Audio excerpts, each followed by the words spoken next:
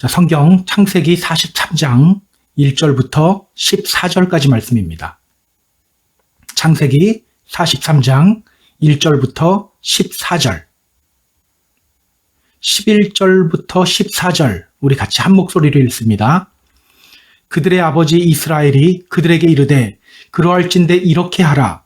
너희는 이 땅의 아름다운 소산을 그릇에 담아 가지고 내려가서 그 사람에게 예물로 드릴지니 곧 유향 조금과 꿀 조금과 향품과 모략과 유향나무 열매와 감복숭아이니라. 너희 손에 갑절의 돈을 가지고 너희 자루 아기의 도로 넣어져 있었던 그 돈을 다시 가지고 가라. 혹 잘못이 있었을까 두렵도다. 내 아우도 데리고 떠나 다시 그 사람에게로 가라. 전능하신 하나님께서 그 사람 앞에서 너희에게 은혜를 베푸사 그 사람으로 너희 다른 형제와 베냐민을 돌려보내게 하시기를 원하노라. 내가 자식을 잃게 되면 이르리로다. 아멘. 자, 지난주에 우리는 자신들이 과거에 지은 죄를 자백하고 회개하는 야곱의 아들들을 보았습니다. 요셉이 그들에게 이렇게 말했죠. 나는 하나님을 경외한다. 나는 하나님을 경외한다. 이 말이 그들을 깨웠어요. 하나님을 경외하는 사람들에게 나타나는 특징이 있죠. 하나님을 두려워하는 사람들은요, 죄를 미워합니다. 죄를 지었을 때에는 빨리 회개를 합니다. 나는 하나님을 경외한다. 이 말을 들었을 때 그들은 자신들이 과거에 저질렀던 죄를 자백하기 시작했어요. 우리가 아우의 일로 말미암아 범죄하였다. 그가 우리에게 애걸할 때 우리가 그 마음의 괴로움을 보면서도 듣지 않았다. 그리고 그들은 곡식 자루 속에 있는 돈을 발견했을 때 드디어 하나님을 찾기 시작했어요.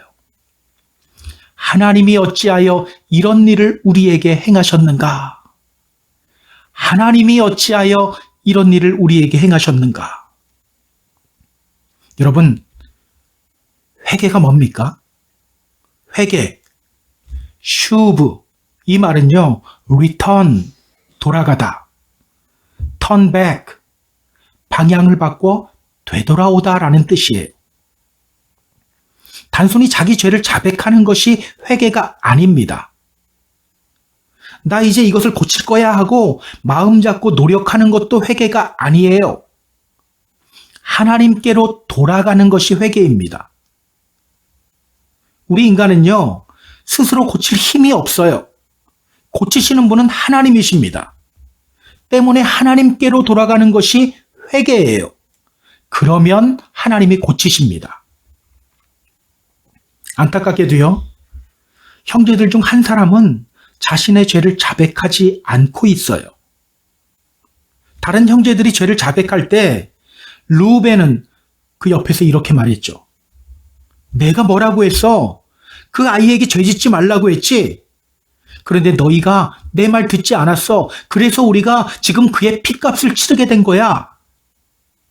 그는요, 여전히 자신을 속이며 죄를 자백하지 않아요. 다른 사람들의 죄만 지적해요. 이런 르우벤의 모습이 참 안타까워요. 자, 어쨌든 요셉의 형들은요, 요셉의 명령대로 둘째인 시므온을 애굽에 두고 가나안 땅으로 돌아왔어요. 그러면 이제 그들이 해야 할 것이 뭡니까? 베냐민을 데리고 애굽으로 가야 합니다. 자신들이 정탐꾼이 아님을 증명하고 애굽에 잡혀있는 시므온을 꺼내와야 돼요.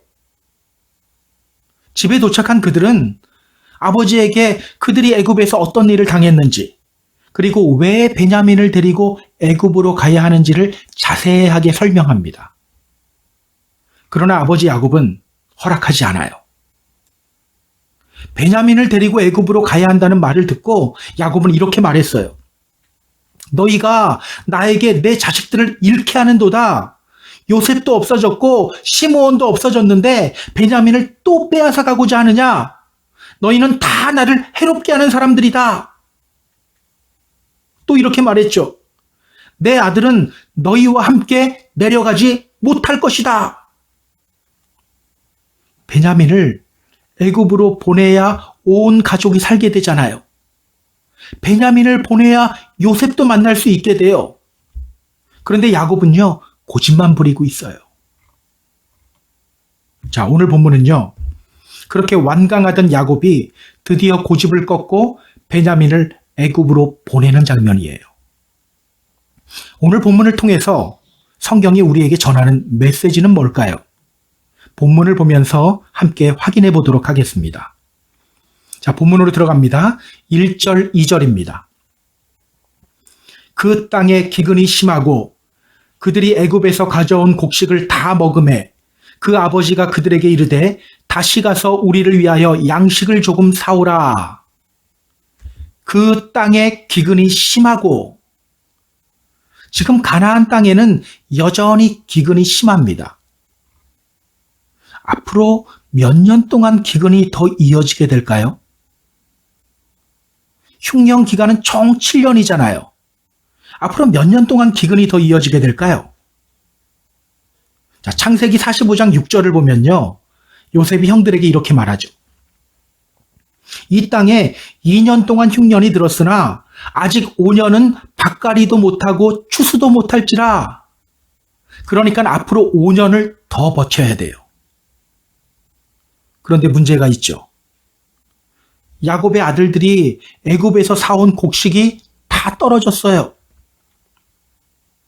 아버지 야곱이 다시 아들들에게 말합니다. 다시 가서 우리를 위하여 양식을 사오라. 여러분, 지금 애굽으로 가서 곡식 사오려면 어떻게 해야 합니까? 반드시 베냐민을 데리고 가야 합니다. 베냐민을 데리고 가야 시므온도 데리고 올 수 있어요. 그러나 야곱은 베냐민을 보내지 않으려고 하면서 다른 아들들에게는 애굽으로 가서 양식을 다시 사가지고 오라고 명령한 거예요. 자, 그럼 우리 3절, 4절, 5절을 볼까요? 유다가 아버지에게 말하여 이르되 그 사람이 우리에게 엄히 경고하여 이르되 너희 아우가 너희와 함께 오지 아니하면 너희가 내 얼굴을 보지 못하리라 하였으니 내 아버지께서 우리 아우를 우리와 함께 보내시면 우리가 내려가서 아버지를 위하여 양식을 사려니와 만일 아버지께서 그를 보내지 아니하시면 우리는 내려가지 아니하리니 그 사람이 우리에게 말하기를 너희의 아우가 너희와 함께 오지 아니하면 너희가 내 얼굴을 보지 못하리라 하였음이니이다. 애굽에 가서 다시 양식을 사오라는 말을 듣고 유다가 나서요. 자, 유다는 어떤 사람입니까? 형제들 중 넷째지만 실질적인 장자 역할을 하고 있는 사람이에요. 그가 야곱에게 말합니다. 아버지, 애굽의 총리가 우리에게 엄중히 경고했습니다. 막내 베냐민을 데리고 오지 않으면 안 된다고 했어요. 만약 아버지께서 베냐민을 우리와 함께 보내시면 우리가 애굽으로 가서 아버지 위하여 양식 살 수 있지만 아버지께서 베냐민을 보내지 않으면 우리는 내려가지 못합니다. 애굽의 총리가 우리에게 분명히 말했어요. 베냐민 데리고 오지 않으면 그 애굽 총리의 얼굴을 보지 못할 거라고 말했습니다. 유다는요, 아버지에게 베냐민 없이는 갈 수 없는 상황임을 인지시켜요. 자, 야곱이 그 말에 어떻게 반응하는지 볼까요? 6절입니다. 자, 6절. 이스라엘이 이르되 너희가 어찌하여 너희에게 또 다른 아우가 있다고 그 사람에게 말하여 나를 괴롭게 하였느냐? 야곱은요, 짜증이 확 나요. 야곱도 베냐민을 보내야 하는 상황이라는 거 알아요. 그래도 베냐민은 죽어도 못 보내겠는 거예요. 그런데 양식은 떨어졌어요. 이러지도 못하고 저러지도 못하는 상황. 그는 짜증을 내면서 아들들을 향해 이렇게 말하죠. 왜 너희는 또 다른 아우가 있다고 말해서 나를 이렇게 괴롭게 하느냐? 여러분은 이렇게 말하는 야곱의 모습이 어떻게 보입니까? 야곱의 모습이 정상적으로 보입니까? 지금 야곱은요, 베냐민을 끔찍히 사랑하는 것 같아 보이지만 이거 사랑 아니에요. 지금 집착하고 있는 거예요. 사랑과 집착은 다르죠. 비슷해 보이지만 달라요. 보통 집착을 하게 되면 나타나는 증상이 있어요. 집착을 하는 사람은요, 상대방과 헤어질까봐 늘 두려워하고 불안해합니다. 그래서 상대방을 자신의 어항 속에 가두려고 해요. 지금 야곱이 베냐민에게 보이는 증상이 바로 그 집착이에요. 사랑 아닙니다. 집착이에요. 여러분, 베냐민이 어떻게 베냐민이라는 이름을 가지게 되었죠? 원래 이 아이의 이름은요, 베노니였어요. 베노니, 슬픔의 아들이라는 뜻입니다. 슬픔의 아들. 라헬이 이 아이를 낳고 세상을 떠났죠.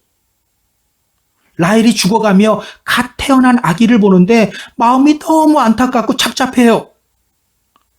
이 아들이 엄마 첫 한 번 제대로 먹어보지 못하고 자라겠구나. 엄마 사랑 한 번 제대로 받아보지 못하고 자라겠구나. 그렇게 슬퍼하며 지은 이름이 바로 베노니, 슬픔의 아들입니다. 그런데 그 이름을 들었을 때 야곱이 이렇게 말했어요. 아니다. 이 아이는 베노니가 아니다. 베냐민이다. 베냐민, 오른손의 아들이라는 뜻입니다. 오른손의 아들. 성경에서 오른손은요, 힘을 상징해요. 특히 하나님의 오른손. 하나님의 오른손은 어떤 손입니까? 하나님이 당신의 백성들을 향해 이렇게 말씀하셨죠. 두려워하지 말라. 내가 너와 함께함이라. 놀라지 말라. 나는 내 하나님이 됨이라. 내가 너를 굳세게 하리라. 참으로 너를 도와주리라. 참으로 나의 의로운 오른손으로 너를 붙들리라. 하나님의 오른손은요, 당신의 백성들을 붙들고 보호해 주시는 손이에요. 여러분, 왜 야곱이 베노니를 베냐민으로 바꿨죠? 그가 밧단 아람으로부터 베델에 도착했을 때 하나님이 그에게 이렇게 말씀하셨어요. 나는 전능한 하나님이라. 생육하며 번성하라. 한 백성과 백성들의 총회가 너에게서부터 나오고 왕들이 너의 허리에서부터 나온다. 사랑하는 아내의 죽음 앞에서 그는 그 슬픔에 매몰되지 않고 하나님의 약속을 붙잡았어요. 맞아. 하나님은 전능한 하나님이시지. 그 하나님이 나의 허리로부터 왕들이 나온다고 했지. 때문에 그는 베노니를 베냐민으로 바꾼 거예요. 이 아이는 슬픔의 아들이 아니다. 능력의 아들이다. 구원의 아들이다. 존귀한 아들이다. 그렇다면 여러분, 지금 야곱이 해야 할 것이 뭡니까? 맞아. 베냐민, 오른손의 아들이잖아. 하나님이 당신의 오른손으로 베냐민을 보호하실 거야. 이 믿음 갖고 베냐민 보내야 돼요. 그런데 그는 지금 베델에서의 하나님의 말씀을 잊어버리고 베냐민에게만 집착하고 있어요. 사실은 요셉에게 집착하고 있는 거죠. 죽은 요셉에게 집착하고 있기 때문에 베냐민에게 집착하고 있는 거예요. 베냐민만큼은 죽어도 못 보내 이러고 있어요. 참 답답하고 안타까운 상황입니다. 여러분, 이런 아버지를 보는 아들들의 마음은 어땠을까요? 이런 아버지를 보는 아들들의 마음은 어땠을까? 지금 둘째 시므온이 애굽에 잡혀 있어요. 그런데 아버지는 여전히 고집을 피우며 베냐민을 놓아주지 않아요. 아버지의 집착 때문에 양식을 사러 가지도 못하는 상황이 되어버렸어요. 지금 이 아들들도 자기 자식들이 다 있거든요. 이러다가 온 가족이 굶어 죽게 될지도 몰라요. 얼마나 답답했을까요? 결국 아들들은요, 참다 폭발을 해버려요. 7절 보세요.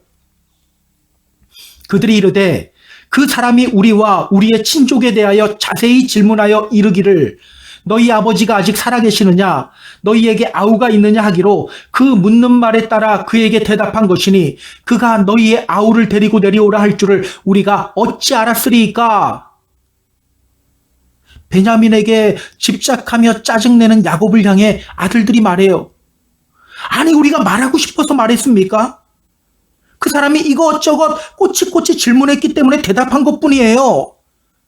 그 사람이 베냐민 데리고 오라고 할 줄 우리가 어떻게 알았습니까?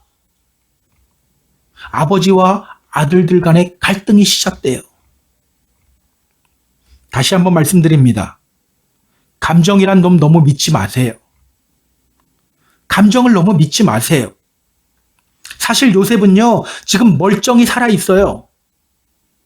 야곱은요, 요셉이 죽은 줄 알고 여전히 슬퍼하고 있는 거예요. 지금 야곱이 느끼고 있는 감정은요, 실제 사건을 기반으로 한 감정이 아니죠. 잘못된 사실을 기반으로 한 감정이에요. 여러분, 여러분의 감정에 속지 마세요. 우리의 감정은요, 그때그때 흔들려요. 슬퍼하지 말아야 될 상황인데 우리를 우울하게 만들기도 하고요. 화를 내지 않아도 될 상황인데 화가 나게 만들기도 해요. 자꾸 감정이라는 놈에게 이끌리게 되면 팩트를 보지 못하게 됩니다. 우울하지 않아도 될 상황인데 그 상황이 우울한 상황이라고 착각하게 돼요. 화를 내지 않아도 될 상황인데 그 상황이 화를 내야 하는 상황이라고 착각하게 돼요. 불안해하고 걱정하지 않아도 되는 상황인데 불안해하고 걱정하고 또 두려워해요. 여러분, 우리는요, 팩트 위에 서 있어야 돼요. 우리 믿음의 성도들에게 팩트란 무엇입니까? 말씀, 하나님의 말씀입니다. 하나님의 말씀이 팩트예요. 우리가 하나님의 말씀 위에 설 때 우리 믿음이 온전해지고요. 우리가 하나님 말씀 위에 설 때 우리의 감정도 온전해지는 거예요. 반드시 기억하시기 바랍니다. 자, 그럼 8절, 9절, 10절을 보겠습니다. 8절부터 10절까지 말씀. 유다가 그의 아버지 이스라엘에게 이르되 저 아이를 나와 함께 보내시면 우리가 곧 가리니 그러면 우리와 아버지와 우리 어린아이들이 다 살고 죽지 아니하리이다. 내가 그를 위하여 담보가 되오리니 아버지께서 내 손에서 그를 찾으소서. 내가 만일 그를 아버지께 데려다가 아버지 앞에 두지 아니하면 내가 영원히 죄를 지리이다. 우리가 지체하지 아니하였더라면 벌써 2번 갔다 왔으리이다. 베냐민에게만 집착하는 아버지를 보며 그동안 참아왔던 아들들이 폭발했어요. 야곱의 아들들은 아버지를 향해 섭섭한 감정을 드러내기 시작했어요. 바로 그때 유다가 나서요. 유다가 아버지를 다시 설득하기 시작합니다. 아버지, 저 아이를 나와 함께 보내세요. 우리가 애굽으로 내려가겠습니다. 그러면 우리도 살고 아버지도 살고 우리의 어린 아들들도 다 살게 됩니다. 내가 그를 위하여 담보가 되겠습니다. 내가 만일 베냐민을 아버지께로 데리고 오지 않으면 저는 영원히 아버지께 죄인입니다. 만약 우리가 이렇게 지체하지 않았다면 우리 벌써 2번은 갔다 왔을 거예요. 여러분, 이런 유다가 어떻게 보입니까? 지금 다른 아들들은요, 아버지에게 섭섭한 감정을 드러내고 있어요. 그러나 유다는 그렇지 않아요. 차근차근 아버지에게 상황을 설명하며 아버지를 설득하고 있어요. 그가 어떻게 이렇게 할 수 있었을까요? 자, 앞에서 그는 자신의 죄를 자백했어요. 그리고 하나님의 이름을 불렀어요. 물론 루벤을 제외한 다른 아들들도 자신의 죄를 자백했고 하나님의 이름을 불렀어요. 그러나 유다에게는 잊지 못할 경험이 있죠. 그 역시 2 아들을 잃었던 경험이 있어요. 첫째 아들 엘과 둘째 아들 오난을 잃었어요. 그 역시 자신의 막내 아들에게 집착했던 경험도 가지고 있어요. 셋째 아들 셀라에게 너무나도 집착한 나머지 그는 하나님의 명령인 고엘 제도를 어겼어요. 그러다가 아주 심각한 실수를 저지르기도 했어요. 이런 경험이 있었기 때문에 그는 베냐민에게 집착하고 있는 아버지의 마음을 이해하게 된 거예요. 이런 경험과 이런 실수가 있었기 때문에 그는 아버지를 보며 섭섭한 마음 품기보다는 아버지에게 다시 차근차근 상황을 설명하며 아버지를 설득할 수 있었던 거예요. 여러분, 여러분에게도 기억하기 싫은 아픈 경험들이 있죠. 떠올리기 싫은 실수들이 있죠. 기억하시기 바랍니다. 우리가 하나님의 이름을 부르는 순간 우리가 겪은 아픈 경험들과 실수들이 오히려 우리의 영혼을 성장시키는 도구가 되기도 합니다. 다시 한번 말씀드릴게요. 우리가 하나님의 이름을 부르는 순간 우리가 겪은 아픈 경험들과 실수들이 오히려 우리의 영혼을 성장시키는 도구가 되기도 해요. 하나님 앞에서 울다라는 제목의 책이 있습니다. 하나님 앞에서 울다. 제럴드 시처 목사님이 쓴 책이에요. 이 목사님은요, 가족들과 함께 캠핑을 하고 돌아오는 길에 큰 교통사고를 당해요. 그 사고로 아내와 두 자녀와 장모님을 잃게 됩니다. 한 번에 4명의 가족들을 잃었어요. 그 슬픔이 얼마나 컸을까요? 그는 자신의 감정을 외면하지 않고요, 일기에 쓰기 시작해요. 그 일기를 정리한 책이 바로 하나님 앞에서 울다라는 책이에요. 원래 제목은요, A Grace Disguised, 위장된 은혜, 변장된 은혜라는 뜻이에요.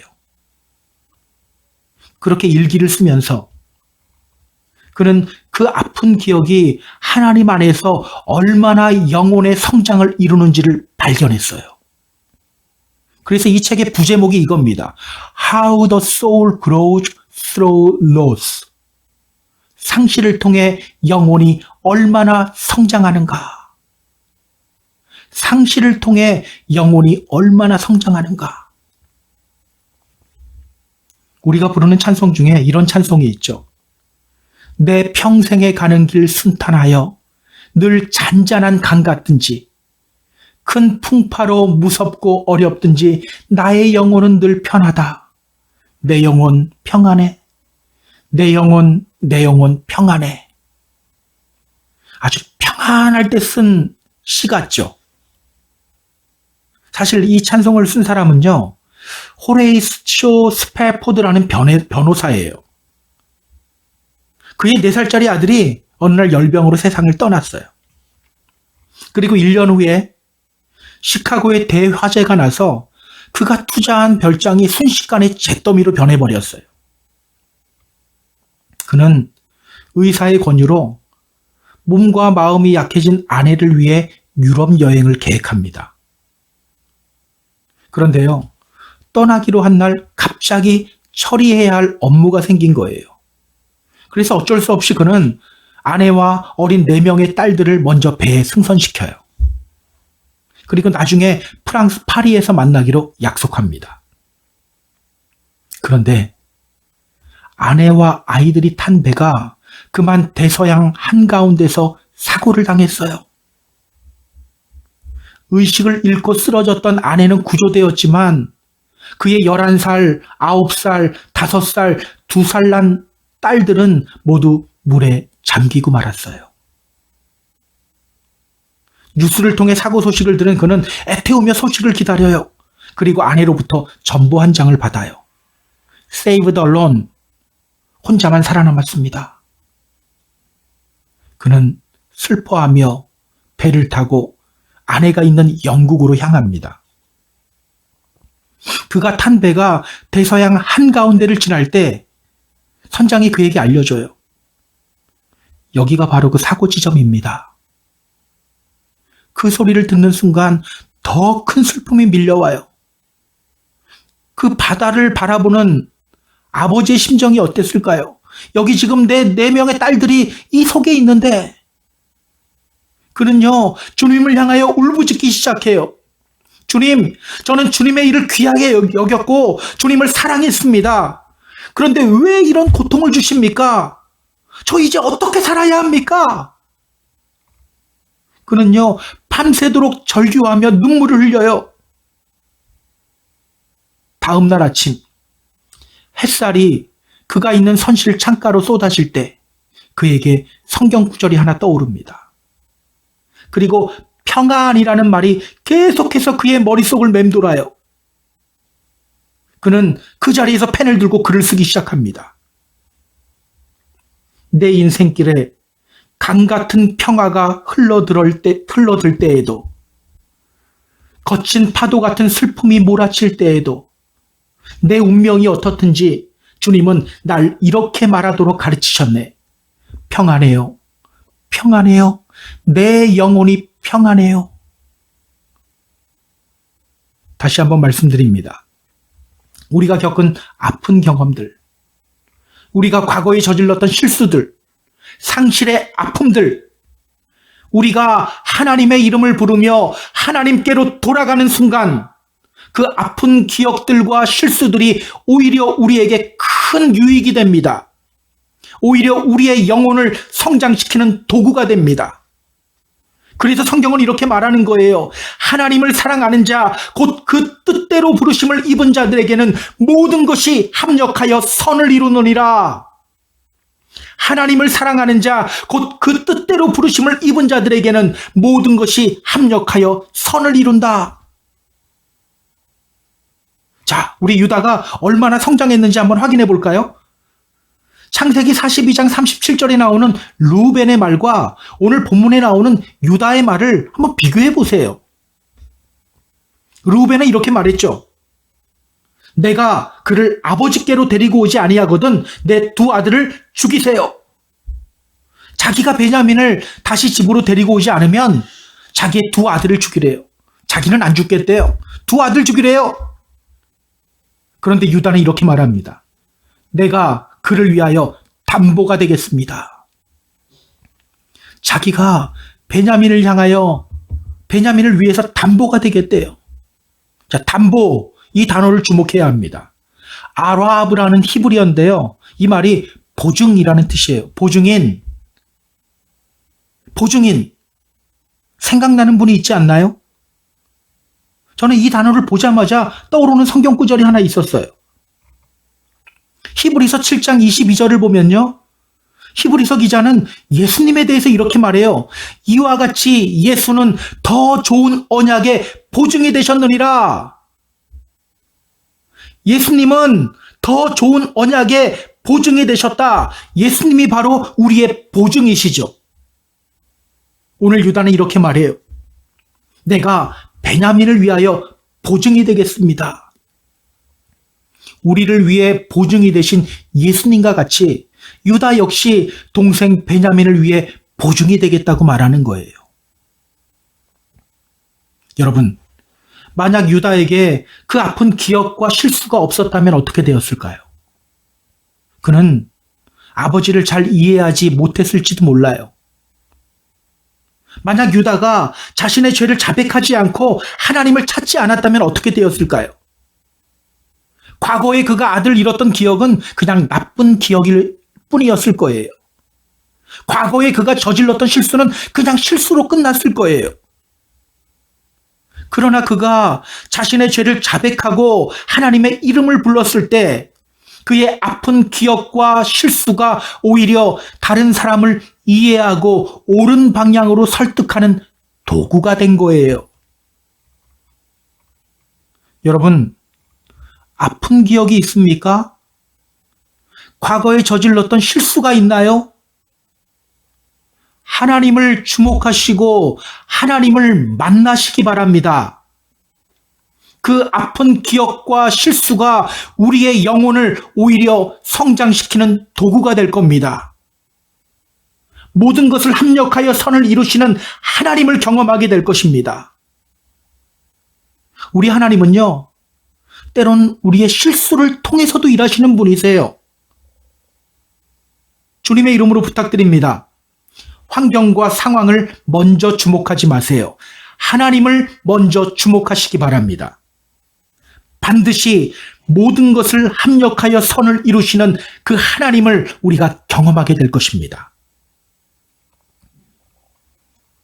유다는요, 마음을 다해 아버지를 설득했어요. 자, 그 말을 듣고 야곱이 뭐라고 말하는지 우리 같이 확인해 볼까요? 11절부터 14절까지 말씀입니다. 자, 11절부터 14절. 그들의 아버지 이스라엘이 그들에게 이르되 그러할진대 이렇게 하라. 너희는 이 땅의 아름다운 소산을 그릇에 담아 가지고 내려가서 그 사람에게 예물로 드릴지니 곧 유향 조금과 꿀 조금과 향품과 모략과 유향나무 열매와 감복숭아이니라. 너희 손에 갑절의 돈을 가지고 너희 자루 아기에 도로 넣어져 있던 그 돈을 다시 가지고 가라. 혹 잘못이 있었을까 두렵도다. 내 아우도 데리고 떠나 다시 그 사람에게로 가라. 전능하신 하나님께서 그 사람 앞에서 너희에게 은혜를 베푸사 그 사람으로 너희 다른 형제와 베냐민을 돌려보내게 하시기를 원하노라. 내가 자식을 잃게 되면 이르리로다. 회개하지 않았던 루벤이 말했을 때에는 그때는 야곱이 어떻게 반응했었죠? 야곱은요, 고민도 안 했어요. 내 아들은 너희와 함께 내려가지 못한다. 딱 잘라 말했어요. 그랬던 야곱이 이제 이렇게 말해요. 너의 아우를 데리고 떠나서 그 사람에게로 가라. 너의 아우를 데리고 떠나서 그 사람에게로 가라. 내가 자식을 잃게 되면 이르리로다. 내가 자식을 잃게 되면 이르리로다. 이 구조가요, 에스더가 했던 말의 구조와 똑같아요. 에스더가 왕에게 나아가면서 이렇게 말했죠. 죽으면 죽으리이다. 오늘 야곱도 말해요. 잃게 되면 이르리로다. 그렇게 베냐민에게 집착하며 베냐민을 놓아주지 않았던 야곱이 드디어 베냐민을 놓아줘요. 더하여 그는요, 애굽의 총리에게 줄 선물까지 준비합니다. 자, 성경을 보세요. 어떤 선물을 준비하죠? 유향과 꿀과 향품, 모략, 유향나무 열매, 그리고 감복숭아. 자, 여기서 우리가 주목해야 할 것이 있는데요. 꿀과 유향나무 열매와 감복숭아를 주목해야 돼요. 꿀이 뭔지는 다 알죠? 유향나무 열매가 뭐죠? 바트님이라는 단어인데요. 이것은 피스타치오를 가리킵니다. 피스타치오 넛. 그럼 감복숭아, 이건 뭘까요? 사케드라는 단어인데요. 이것은 아몬드를 가리킵니다. 여러분, 야곱에게 감춰둔 식량이 있었죠. 식량이 있었어요. 꿀 100g당 칼로리가 얼마인지 아세요? 304kcal예요. 땅콩 100g당 칼로리가 얼마인지 아세요? 569kcal예요. 밥 2공기와 맞먹는 칼로리예요. 여러분, 이 꿀과 유향나무 열매와 감복숭아, 이게 누구를 위한 식량이었을까요? 베냐민을 위한 것이었어요. 모두 굶어 죽어도 내 아들 베냐민만큼은 살려야 돼. 이러면서 야곱이 꼭꼭 감추어 두었던 거예요. 지금 야곱은요, 그것들까지도 포기하고 있는 겁니다. 정말 놀라운 변화가 아닐 수가 없죠. 자, 그런데 여러분, 더 놀라운 변화가 있어요. 14절 다시 보세요. 14절.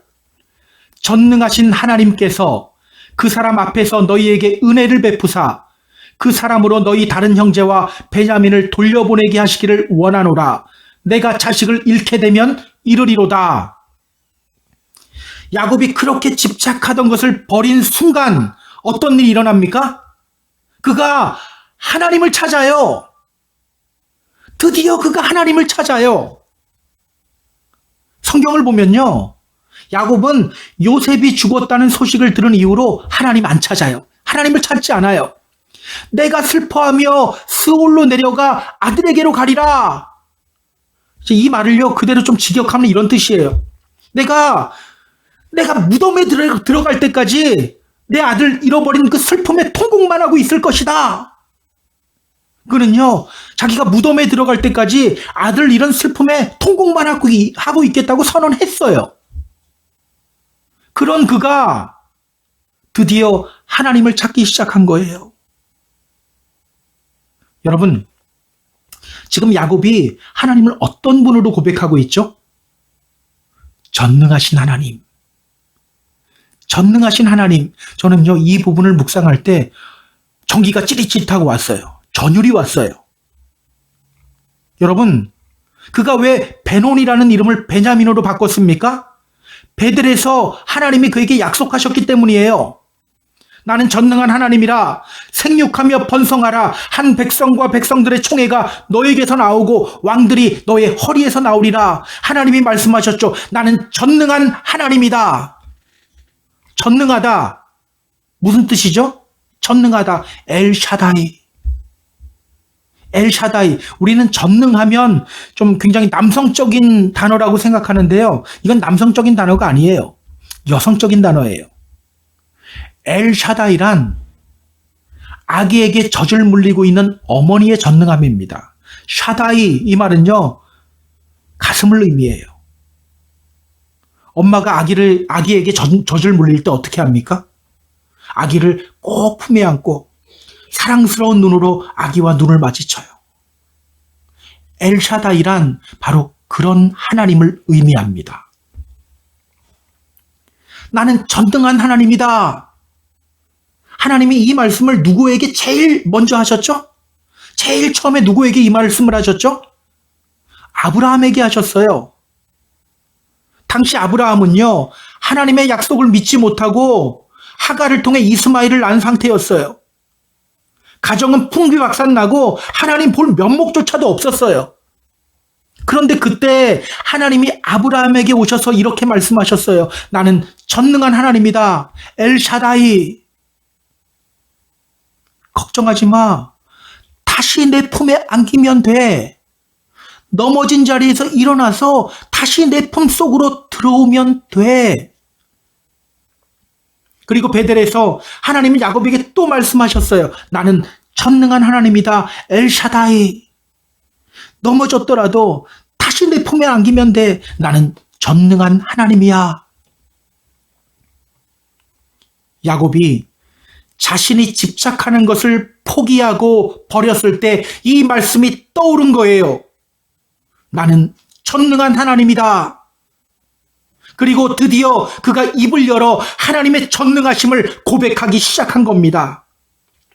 하나님을 찾지 않던 그가 집착을 버리는 순간 전능하신 하나님이 보이기 시작한 거예요. 저는 오늘 이러한 일이 저와 여러분 사이에, 또한 우리의 각 가정에, 우리 교회 안에 일어나게 되었으면 좋겠어요. 기억하세요. 집착을 버리면 하나님이 보입니다.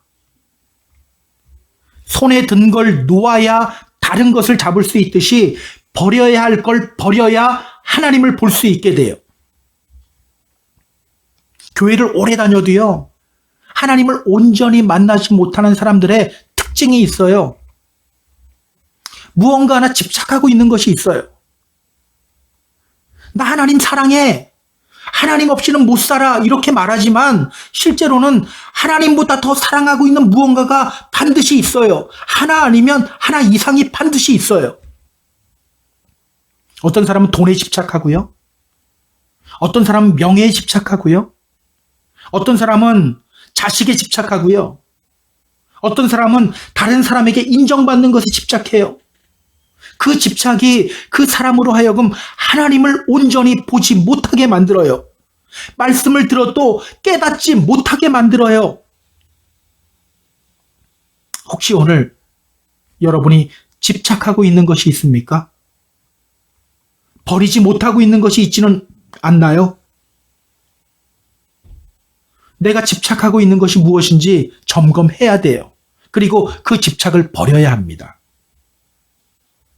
바울은요, 이 믿음을 달리기 경주에 비유를 해요. 달리기 경주에서 중요한 것이 뭡니까? 목표점을 똑바로 봐야 돼요. 저쪽으로 달려야 되는데 이쪽으로 달리면 안 돼요. 목표점을 똑바로 봤으면 그 다음에 해야 될 게 뭐냐? 끝까지 달려야 돼요. 그래서 믿음은요, 시선을 어디에 두느냐의 싸움이고요, 또 인내의 싸움이에요. 우리가 버려야 할 것을 버릴 때 우리는 하나님을 바라볼 수 있게 되고요, 우리가 다른 것에 시선 빼앗기지 않고 하나님을 바라볼 때 우리는 인내로 이 믿음의 길을 끝까지 달릴 수 있게 되는 거예요. 그래서 성경은 말하는 거예요. 믿음의 주요 또 온전하게 하시는 이인 예수를 바라보자. 믿음의 주요 또 온전하게 하시는 이인 예수를 바라보자. 주님의 이름으로 부탁드립니다. 버려야 할 것 버리세요. 여러분이 집착하고 있는 것 버려야 합니다. 그때 우리의 눈이 하나님을 향하게 됩니다. 그렇게 시선을 하나님께 고정하고 이 믿음의 길을 달려 나아가는 저와 여러분이 되었으면 좋겠어요. 자, 이제 말씀을 정리하겠습니다. 사랑하는 펜사콜라 한인교회 성도 여러분, 저는 오늘 유다의 모습이 우리에게 도전이 되었으면 좋겠어요. 유다가 자신의 죄를 자백하고 하나님의 이름을 불렀을 때 하나님은 그에게 있는 아픈 기억들과 과거의 실수를 통해서도 그의 영혼을 성장시켰어요. 과거의 아픈 기억과 실수, 거기에 갇혀 있지 마세요. 여러분이 처한 환경 속에 갇혀 있지 마세요. 하나님의 이름을 부르시기 바랍니다. 여러분의 믿음이 더 성장하게 될 거예요. 더 이상 베냐민에 집착하지 않고 버려야 할 것을 버렸을 때 야곱은 전능하신 하나님을 노래합니다. 혹시 집착하고 있는 것 있습니까? 버려야 할 것 있습니까? 버리세요. 포기해야 할 것을 포기하시기 바랍니다. 하나님을 보게 될 거예요. 이러한 역사가 오늘 우리 성도님들과 우리 각 가정과 이 믿음의 공동체 안에서 일어나게 되기를 주님의 이름으로 소망합니다. 그렇게 이 믿음의 경주 끝까지 완주하는 저와 여러분이 되기를 주님의 이름으로 축복합니다. 축복합니다.